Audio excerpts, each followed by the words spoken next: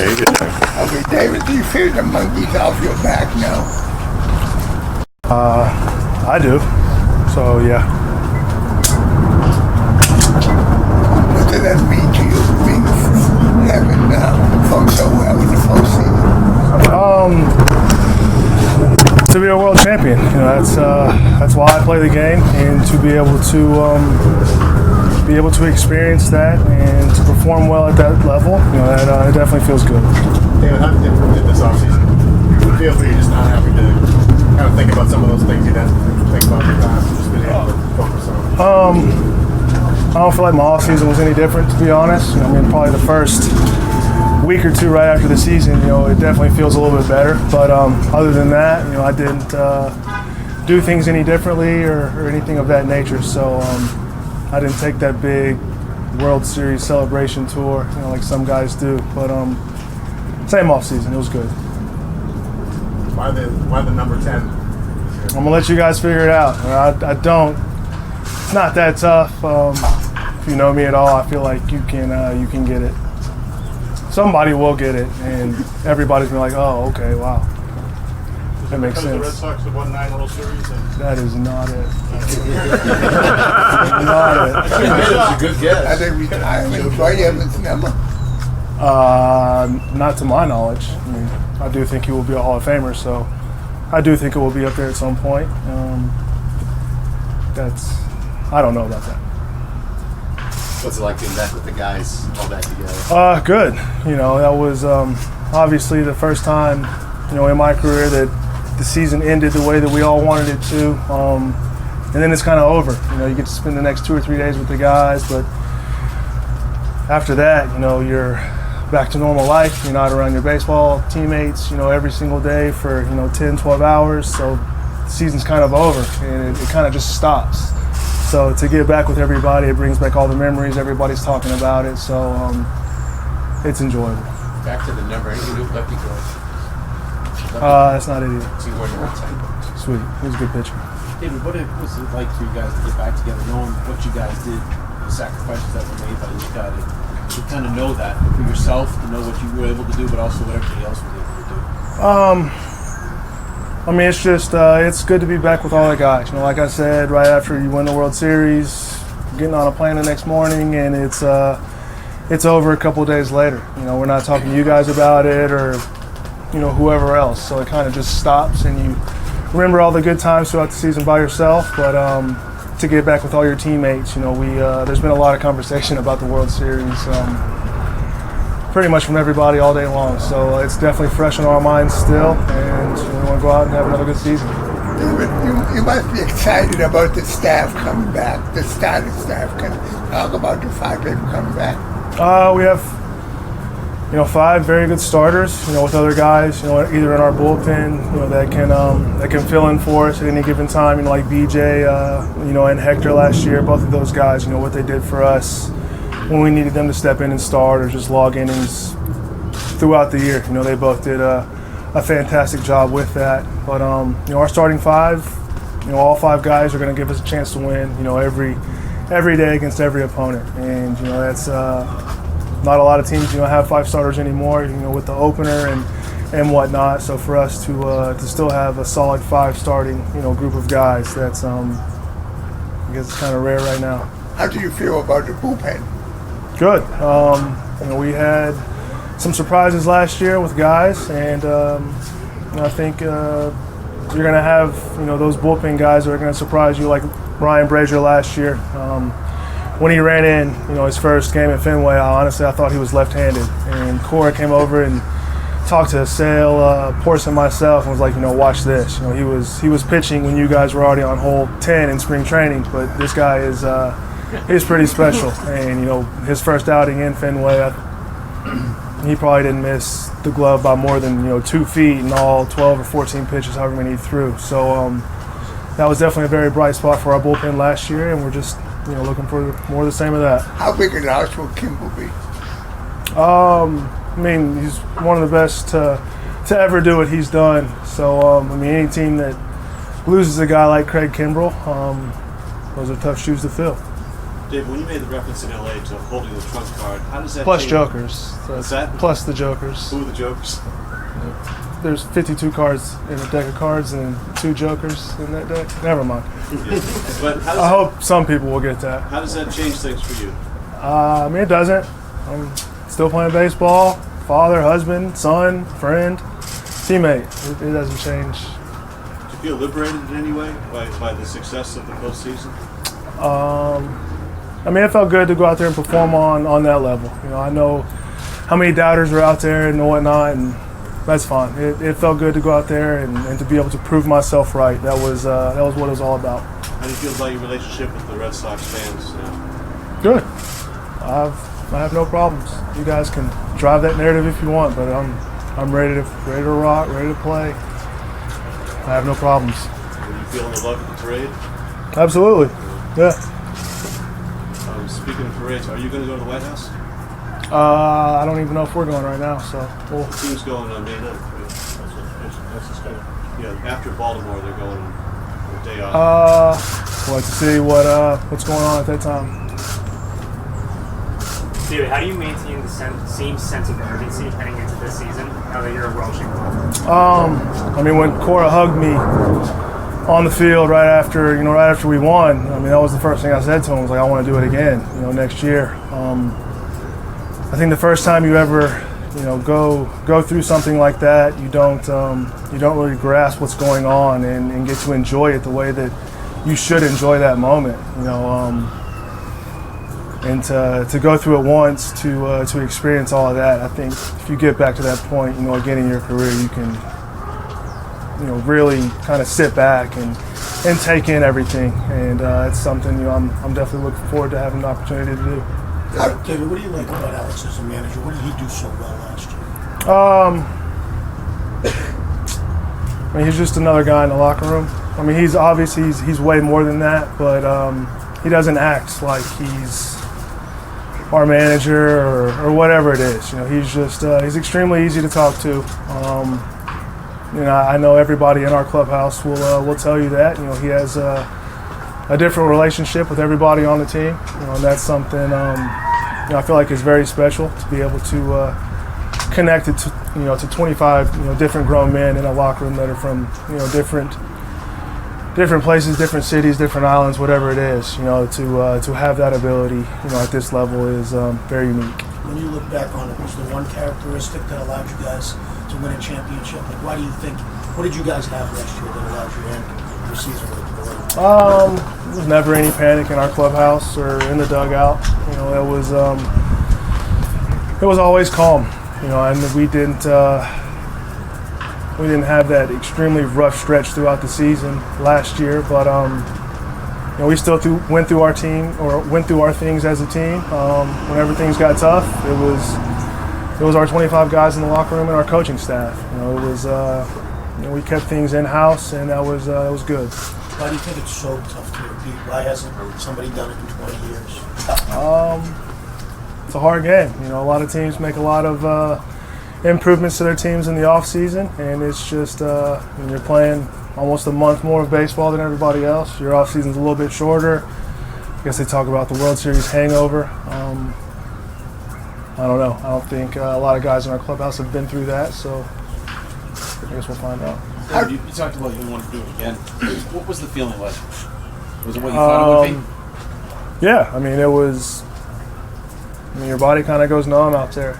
It's something you dreamed of for a very long time. Something you've seen, on TV many, many times. I've seen it in person once, on the other side of the field, and to be that last team standing, it's a good feeling. Yeah, to follow up on that, when Chris struck out Machado, you got to the mound probably about as fast as I've seen you run. Was that as quick as you've been to get that distance there? I don't know how long the distance was and what my time was, but that was quick. I mean, was that feeling, going out there and hugging him at the mound like that, what you guys had accomplished, was that unlike anything you've felt before in sports? In sports, yeah, absolutely.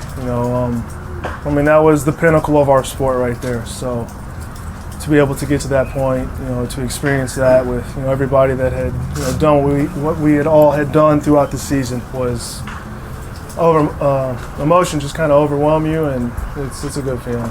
Any reaction to the lack of baseball free agent signing?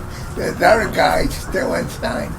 I mean, that's tough. Obviously with Harper and Machado being in their prime and not having not being in camp or being signed or whatever it is. It's I think we all feel for the free agents right now. It's just we got to come up with something.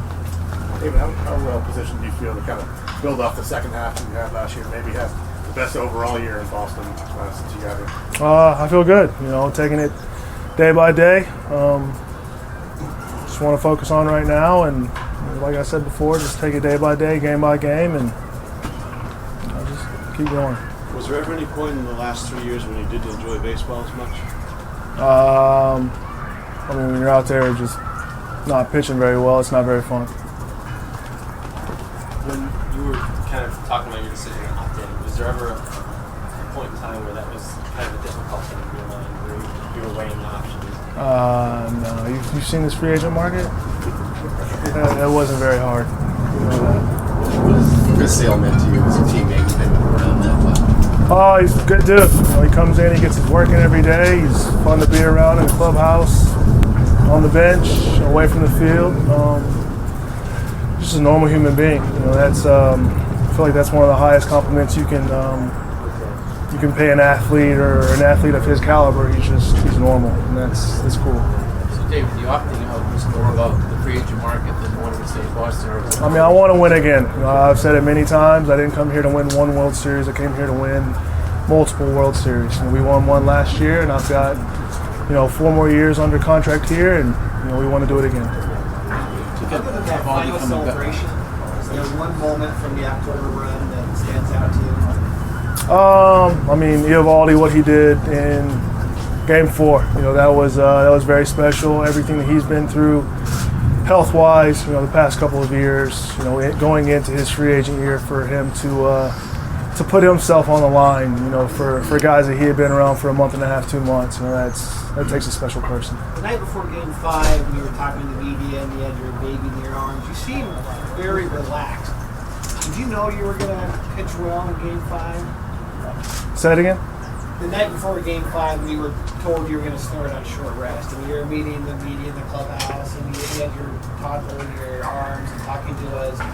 And that Are you talking about Houston? You seemed very relaxed. You're talking about in Houston? I don't even remember. Yeah, I mean, I'm confused. I don't think I had my son in my arms before I pitched in Game 5. But, yeah. Before World Series game? No, I didn't speak to the media before Game 5. If you look at Nathan, you talked about him, how happy were you to see him re-sign here? But also, did you reflect on that in the offseason? The accomplishment, what he was able to do, especially in that 18-inning game? Yeah, I mean, we reflected on it for a while. I think we were all kind of blown away at his ability to come back on short rest, going through the injuries that he's been through, and just his overall stuff. You don't see that from a starter, especially a guy that's, again, had the injuries that he's had, with his arm, for him to put himself out there like that, it's not a lot of people do that, going into their free agent year. David, Chris Sale yesterday spoke about being on the duck boat on the parade. He knew that how Boston was a passionate sports town, but seeing the people just blew him away and how the whole reaction. Do you have a similar feeling when you were on that? Yeah. I mean, I remember we were all talking about it either on the plane flight or before it started. A lot of us didn't really know what to expect, and I definitely planned on being pretty tame out there. And probably about a third of the way through, I told my wife, like, we got to get somebody to drive us home. I'm about to have fun. And I had fun. Were you surprised, though, at the affection, not only for the team, but for you personally as well, from the fans? I mean, again, no. We won a World Series. I expected the fans to come out there and show us the love that they showed us. And that was, again, I want to win another World Series so I can go through that again. Do you feel a different connection with fans now than you might have felt up to the... Fans, I love you guys. I have no problem with you. I get asked about you all the time. I'm sorry. I love you guys. Yes. that's it. Can you talk about Daniel Levine and what you learned about him last year? Why he's been so successful?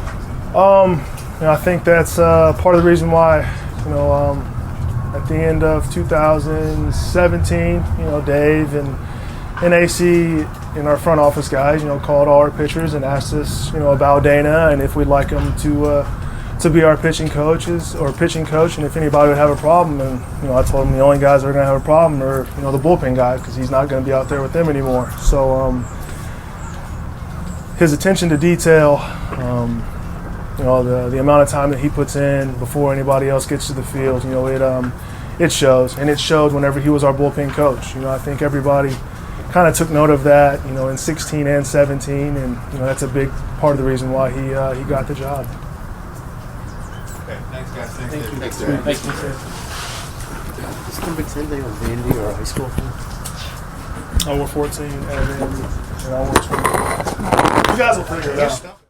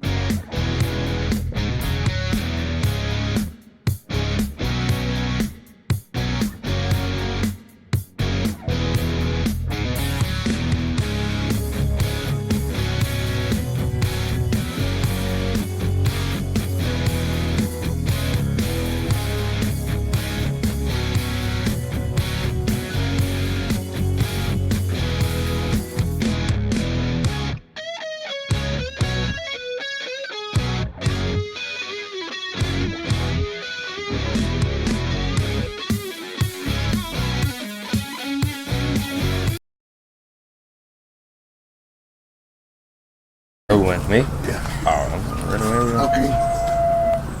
Mookie, what is harder, facing Verlander or making the 2-10 split in bowling? definitely facing Verlander.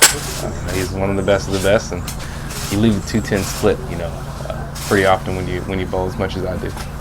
And tell about what it meant to you winning the whole thing. It just meant everything, the dream come true. And that's why we play the game to win a World Series, and we did. So now it's time to do it again. How about the year you had last year, winning the MVP, winning the World Series? Yeah, it's pretty good year. But I think the most important thing was just winning that World Series and checking that off the box. Last time when you almost won the MVP, the next year you came and said it was hard, you feel too much pressure on yourself. How do you avoid that type of thing? I think just going out and playing, continuing to work hard. I think I'm a different player now than I was then, and fortunately I was able to have a great year, and then the next year kind of struggled. So I've experienced it and kind of know what to expect and know what not to do. And so I think I can use that to my advantage, and hopefully I'll have another good year. How hard will it be to keep games considering everywhere you go, the first stop, they're going to ask you, the team, all about it? I think for this crew, it won't be that hard. I think we did a great job with it last year and turning the page each and every day.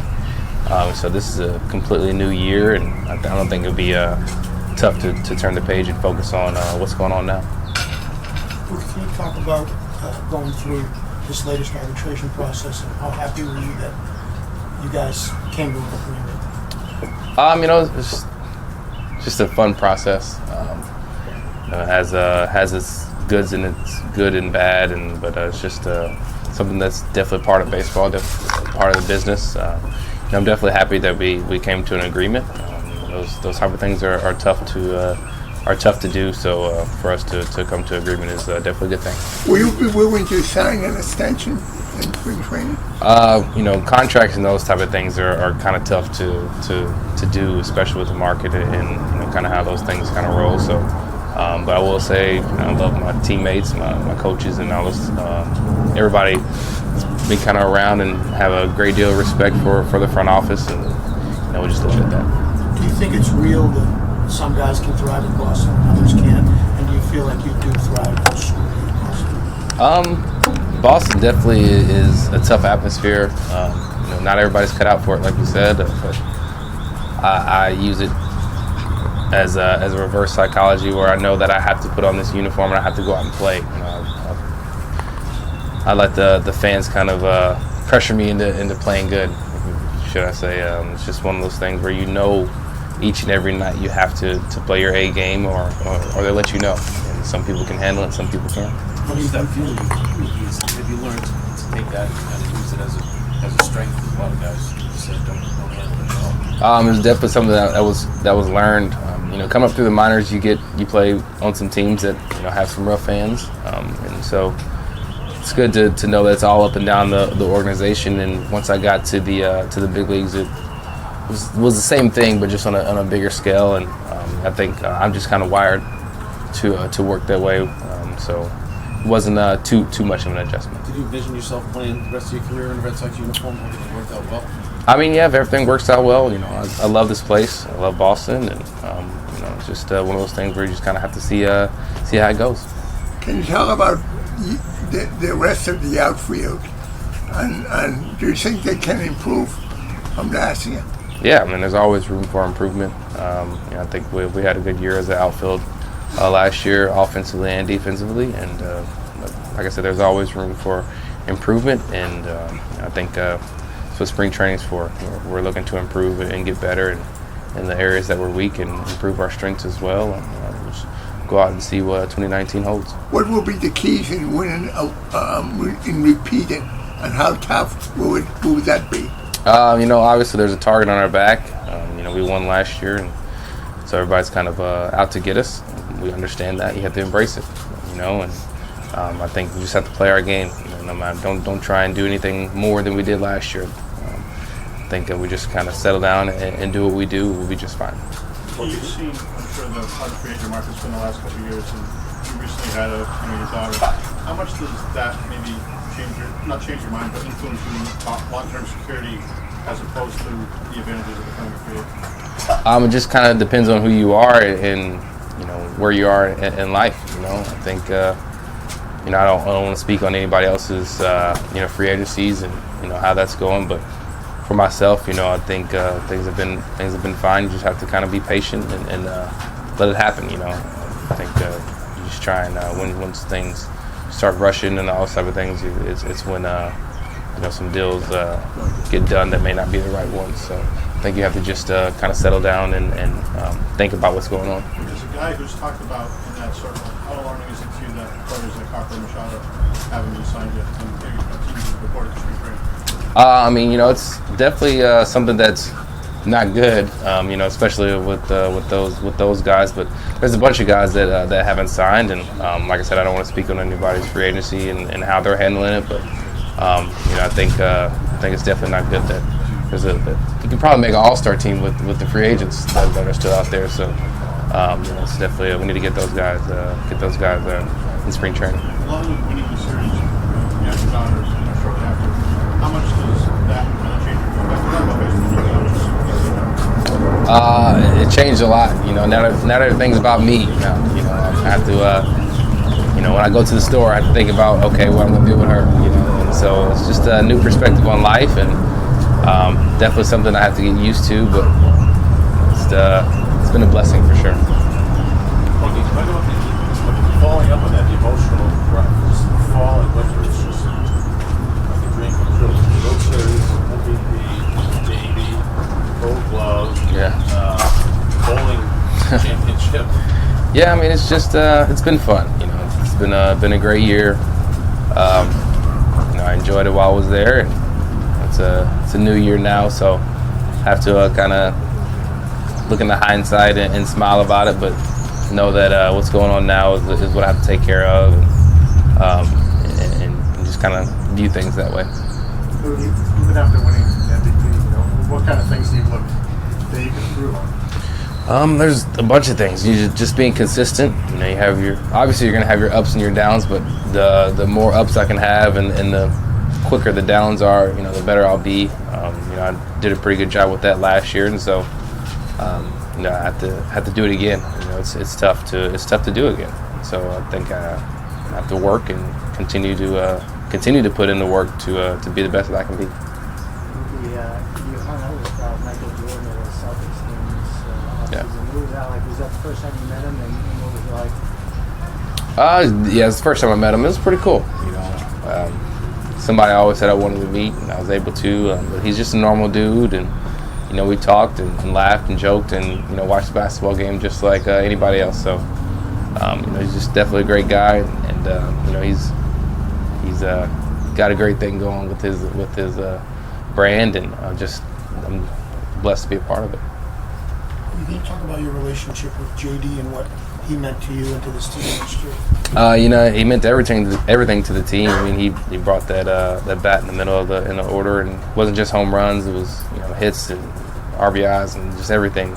He hit 330 or something like that. So it definitely meant everything to the team, and to me personally, he meant just as much. And he came in and kind of got me on track, and he's kind of kept me on track, and I'm blessed to have him as a teammate, as a friend especially. How did he do that? Did he challenge you? Did he inspire you? How did he bring the best out of you?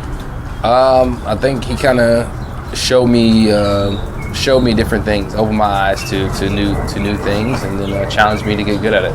So it's definitely something that I can appreciate. It was like a challenge to get good at something within the game, and I was trying to compete and be good at that thing, everything that he showed me within the game, and then the game just kind of came. Wouldn't say it came secondary, but it kind of followed as what he showed me came true.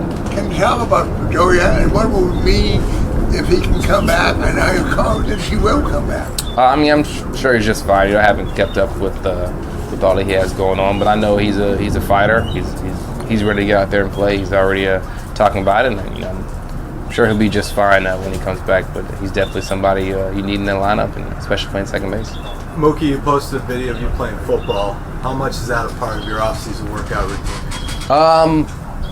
My trainer played in the NFL, so he kind of trains me somewhat like he did, and trains me as an athlete and not necessarily just a baseball player. And so he's definitely helped me be able to do everything that I can do. And I've trained with some other football players, and so I go out and catch passes and all those type of things. And that wasn't the first time. It's definitely something we do once, twice a week, and just something fun to do. Seems like you get pretty competitive doing it. Oh yeah, definitely gets competitive. Everything we do is competitive, and so you have to just enjoy it. Would you like to be an airman? Would you like to be No, I don't want to put on any pads. I don't have the heart to do that. But flag football, I'm in.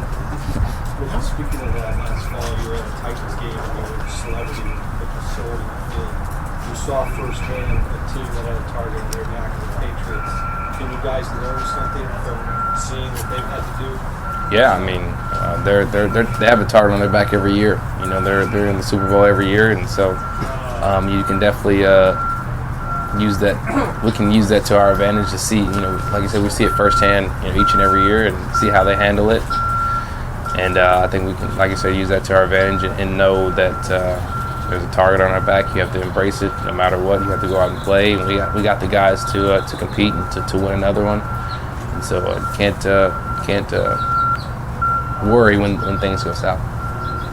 Okay, what did it mean to you when the MVP? I mean, obviously, I'm sure you take the World Series over that, but did that validate anything to you? Like, what did it mean personally? Personally, it just means that you put in a lot of work and it showed. It showed during the season. And you don't get to where you are by just sitting on your butt and expecting it to come. I worked hard to get to where I am, and I'm continuing to work to get better and better. And so I know